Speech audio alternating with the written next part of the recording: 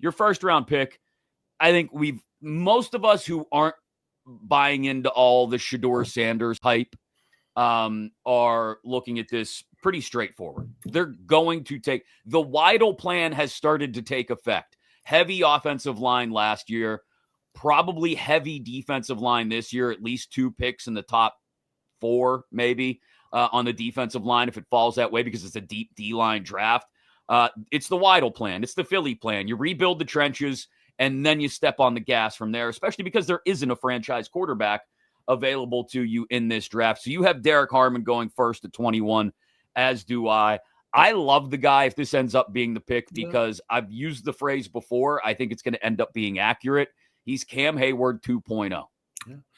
The only thing you basically have to worry about is somebody grabs him beforehand. Yes. I don't think they're in position to be able to move up Broderick Jones 6 spots to be able to get a guy like that.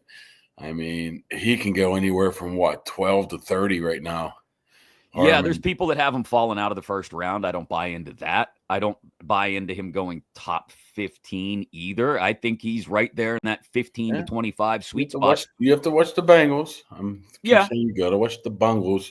But I think with Walter Nolan there, it's a nice little insurance policy that both of them are probably in that 15 to 25, 20 to 30 range. I still like Harmon a lot better than Nolan. I like Harmon better too. He's better size, I think, and can play. I think will play better on the interior when they bump him inside than Nolan would. Nolan has shown a little bit more of a propensity to be a guy that can bump outside, but that's not going to really work so much in the Steelers scheme.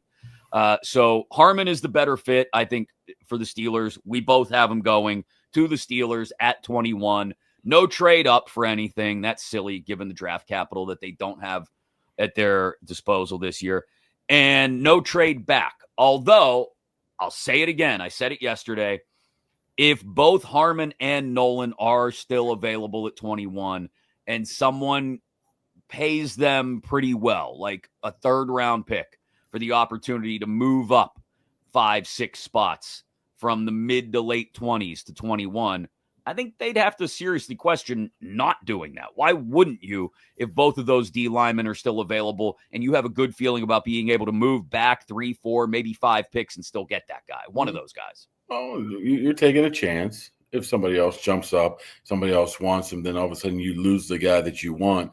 Then you go to plan B or plan C after that. That's what you have to worry about. I mean, historically, if there's a guy there, they're not going to move back.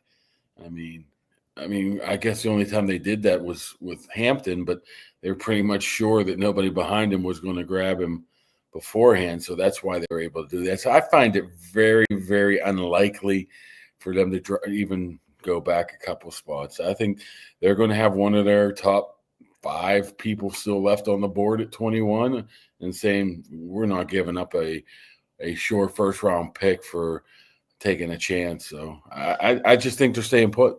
I also think that given we talked smokescreen season yesterday, all the stories that are out there about, the Steelers are taking calls on trading back. The Steelers, if Shedeur Sanders is there. The Steelers.